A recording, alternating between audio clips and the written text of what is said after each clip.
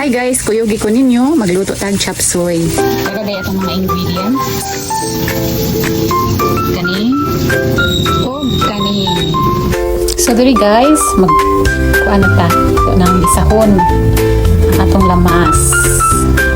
So wala siya tong lamas, ako sa Bombay nga medyo kusog-kusog jud ang kuan diha no kanang kayo.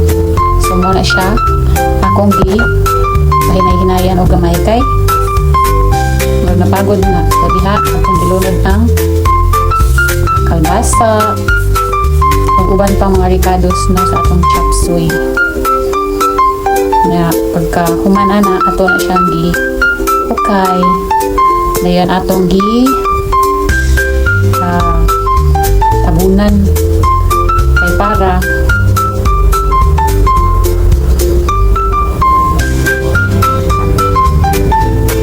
unsa? Para maluto. Ito guys. So mo na diha guys, ato na siyang gi-mix no. Sige tag balik-balik mag-mix kay para gyud makakuha niya. Ilunod na dayon nato ang sili at chow. Then atong giasinan. So as you can see always wala jud ko patis no. Kaya di man pwede akong anak ng patis. Then gilunod na dayon nato ang corn kernel.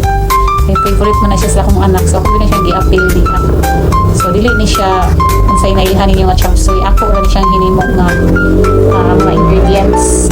Kay mao ra man ni available no. Kung si available mo ra gud ko dato ang himuon. Ang importante natin na himong sudan. So gitawag na akong chop suey in my own way.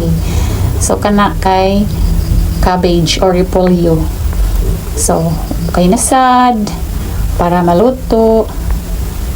Then maluto dayon. So ato na siya giukay-ukay. Kaya kung gusto ka nang dili bitaw kayo siya malata. So mo na siya. Muna atong objective dihang dapita. So ato dayon na siyang papahuway kadiyot nya. Taud kay na pod. So siya ro di na siya ma-mix diha no. So mo na siya guys. Diyan dapita kay hapit na jud na siya naluto. Mo na nga sige na ko diha kuan. Ni ako na dayon na siyang gitimplahan.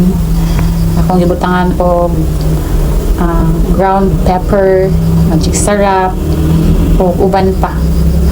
So dayon na tilawan. O, kana diyan dapita gihaon na kay naluto naman. Nya ato dayong luto na mga unata atong tilawan.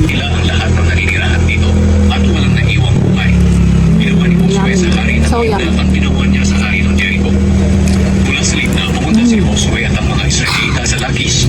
Pinalibutan nila ito at nilusog. Ibinigay ng Panginoon ang Lakis sa mga Israelita sa ikalawang araw ng labanan. Gaya ng ginawa nila sa Libna, pinatay din nila ang lahat